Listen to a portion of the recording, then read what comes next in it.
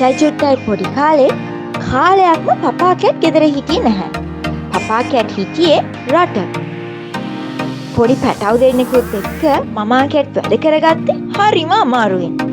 ගෙදර වැඩ, පැටව් දෙන්නගේ කෑම හදන එක, පැංචයි ඉස්කෝලේටත් චුට්ට මොන්ටිසෝරියටත් එක්කගෙන යන්නේ ඒවා. එයාලගේ අකුරු කියලා දෙන ඒවා, මේ හැම දෙයක්ම මමා කැට් ඒ කාලේ කළේ තනියම.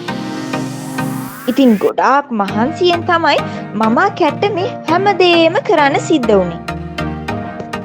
ඉතින් මමා කැට් බත් වියනකම්, රෙදි සෝදනකම් පැංච කැට් තමයි චුට්ට කැට්ව බලාගත්තේ. පැංචත් චූටි පැටියෙක් වුණත් මමා කැට්ට වැඩ කරගන්න පැංච කැට් උදව් කළා. නංගිව බලාගෙන, නංගිට සමහර වෙලාවට කවන ඒවා, නංගිත් එක්ක සෙල්ලම් කරලා එයත් එක්ක අකුරු ලියන ඒවා, සෙල්ලම් ගෙවල් දාලා සෙල්ලම් කරන ඒවා හැමදේම කළා.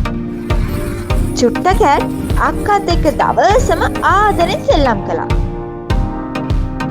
ඉතින් මමා කැට් චූටි පැටව් දෙන්නත් එක්ක දවස ගෙවන එක ගොඩක් ලේසි කළේ පැංච තමයි ඒ කාලේ. දැන් නම් මේ දෙන්න රටවල් දෙකක උසස් අධ්‍යාපනය හදාරන ලොකු පැටව් දෙන්නේ.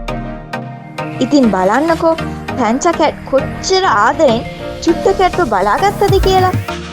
දැනටත් පැංචා චුට්ටට ගොඩාක් ආදරේ. චුට්ටත් පැංචට ගොඩාක් ආදරේ.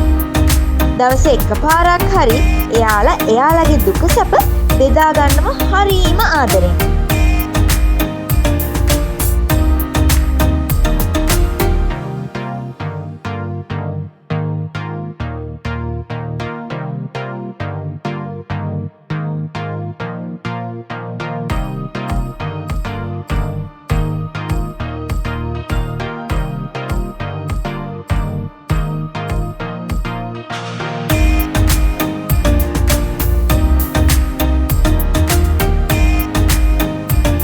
මමා කැට් ගෙදරට බඩු ගන්න සුපර් මාකට් එකට යන්නේ මේ දෙන්න එක්ක.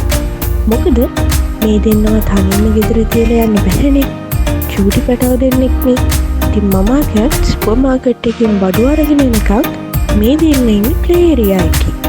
පැංච කැට් තමයි චුට්ටවත් බලාගෙන සෙල්ලම් කරන්නේ මමා කැට් එනකම්.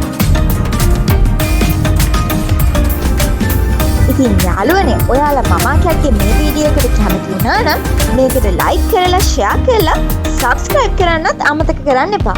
ඒ වගේම මතක ඇතුව බෙල් අයිකන් එක ක්ලික් කරලා ඔයාලට අලුත්ම වීඩියෝස් එසනින්ම ගෙන්ව ගන්න ලෑස්ති වෙලා ඉන්න. ඒ වගේම පහළ කමෙන්ට් සෙක්ෂන් එකේ ඔයාලගේ අදහස්, යෝජනා, ඒ වගේම මේ වීඩියෝ එක ගැන තියෙන කමෙන්ට්ස් ලියලා යන්න අමතක කරන්න එපා. මොකද මමා කැට් ගොඩාක් ආසාවෙන් බලාගෙන ඉන්නවා ඔයාලගේ කමෙන්ට්ස් එනකම්. එහෙනම් අලුත් වීඩියෝ එකකින් හම්බ වෙනකම් අදට ගිහින් එන්නම් යාළුවනේ.